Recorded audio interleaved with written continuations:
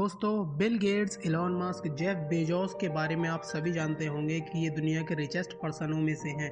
लेकिन अभी पिछले कुछ सालों में एक नाम जो इस लिस्ट को टॉप कर रहा है वो है बर्नार्ड आर्नोल्ड, जो कि एलवीएमएच कंपनी के चेयरमैन और सीईओ हैं। और मार्च 2023 के हिसाब से इनकी नेटवर्थ 212 बिलियन डॉलर्स है और ये दुनिया के रिचेस्ट पर्सन हैं। तो चलिए इनके इस 212 बिलियन डॉलर तक के सफ़र पर नज़र डालते हैं। तो बर्नार्ड आर्नोल्ड का जन्म 5 मार्च 1949 में रोबेक्स में हुआ था और इनके फादर का नाम है जॉन लियोन आर्नोल्ड और ये बाय प्रोफेशन कंस्ट्रक्शन इंडस्ट्री में थे।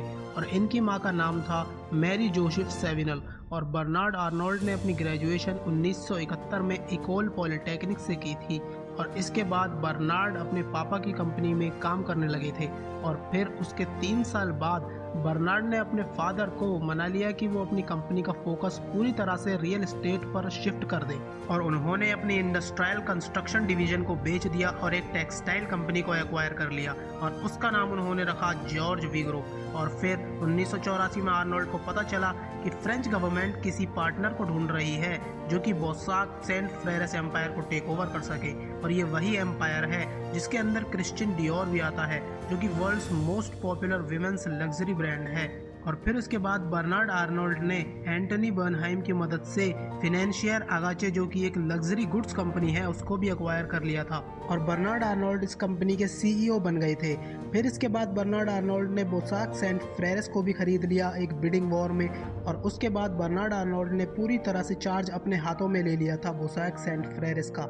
लेकिन इसके बाद बर्नार्ड आर्नोल्ड ने बोसाक में से 9000 एम्प्लॉयज़ को फायर कर दिया था और इसी के साथ बर्नार्ड आर्नोल्ड ने कंपनी में लगभग सारे एसेट्स को बेच दिया था और अब उनके पास सिर्फ लिबॉन मार्श डिपार्टमेंट स्टोर और क्रिश्चियन डियोर नाम का ब्रांड बचा था। और इसके बाद फिर बर्नार्ड आर्नोल्ड ने इस कंपनी में मेहनत की और 1987 में कंपनी फिर से प्रॉफिटेबल बन गई और कंपनी का रेवेन्यू बढ़कर 1.9 बिलियन डॉलर्स हो गया था। और फिर 1987 में बर्नार्ड आर्नोल्ड ने मोएत हेनेसी के सीईओ एलेन शेवलियर और लुइस विटॉन के प्रेसिडेंट हेनरी रकामिये के साथ एलवीएमएच को फाउंड किया। और जुलाई 1988 में आर्नोल्ड ने 1.6 बिलियन डॉलर्स लगाए ताकि वो गिनीज ब्रांड के साथ एक कंपनी फॉर्म कर सके। और इसी के साथ अब एलवीएमएच कंपनी के 24% शेयर्स बर्नार्ड आर्नोल्ड के हो चुके थे। और फिर इसके बाद बर्नार्ड आर्नोल्ड ने 600 मिलियन डॉलर्स और खर्च किए एलवीएमएच के 13.5% शेयर्स को लेने के लिए, जिसके बाद वो एलवीएमएच के लार्जेस्ट शेयर होल्डर भी बन गए थे।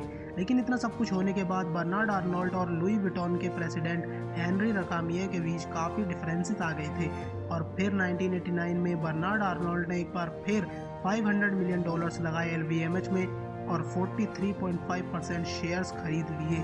और इसी के साथ बर्नार्ड आर्नोल्ड के पास अब 35% वोटिंग राइट्स आ चुके थे एलवीएमएच कंपनी के।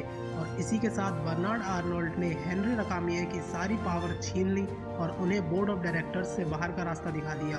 और फिर बर्नार्ड आर्नोल्ड खुद एग्जीक्यूटिव मैनेजमेंट बोर्ड के चेयरमैन बन गए। और फिर शुरुआत हुई बर्नार्ड आर्नोल्ड के अपनी कंपनी को number 1 luxury brand in the world बनाने के सपने की। और 1993 में उन्होंने बर्लूटी एंड केंजो को एक्वायर कर लिया था और इसी साल उन्होंने फ्रेंच न्यूज़पेपर ला ट्रिब्यून को भी खरीद लिया था। लेकिन ये उतनी सक्सेस नहीं कर पाया जितनी बर्नार्ड आर्नोल्ड चाहते थे, इसलिए उन्होंने इसे नवंबर 2007 में बेच दिया था और एक दूसरे न्यूज़पेपर लेस एकोस को पूरे 240 मिलियन यूरोज में खरीदा था। और 1994 में एलवीएमएच ने एक परफ्यूम ब्रांड गुरलैन को एक्वायर किया था और 1997 में सेफोरा को भी उन्होंने एक्वायर कर लिया था।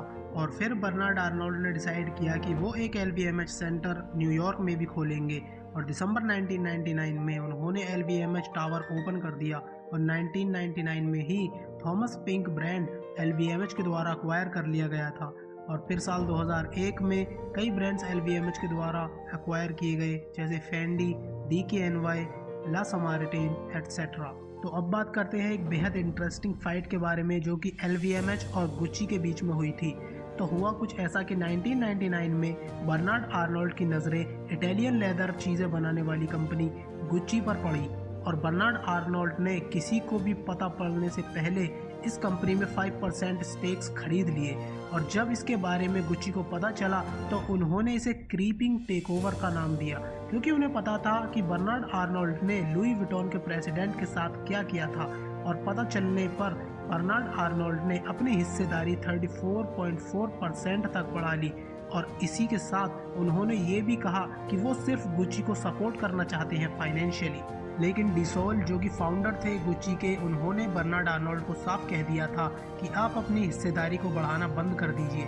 लेकिन बर्नार्ड आर्नोल्ड ने इस बात को नहीं माना और इसके बाद डिसोल ने एक कमी पहचानी जिसकी मदद से बर्नार्ड आर्नोल्ड अपनी हिस्सेदारी को बढ़ा रहे थे। और इसके बाद गुच्ची ने एक रूल बनाया जिसमें यह था कि गुच्ची के शेयर्स सिर्फ तभी इशू होंगे जब उनके बोर्ड मेंबर्स का अप्रूवल होगा। और इसी के साथ गुच्ची ने LVMH के जितने भी शेयर्स थे उतने ही शेयर्स अपने एम्प्लॉयज़ के लिए क्रिएट कर दिए, जिससे कि बर्नार्ड आर्नोल्ड के शेयर्स की कीमत डाइल्यूट हो गई। और इसके बाद इस प्रॉब्लम का सॉल्यूशन 2001 में लीगली हुआ, जिसमें LVMH ने अपने शेयर्स को $700 मिलियन के प्रॉफिट में बेचा था।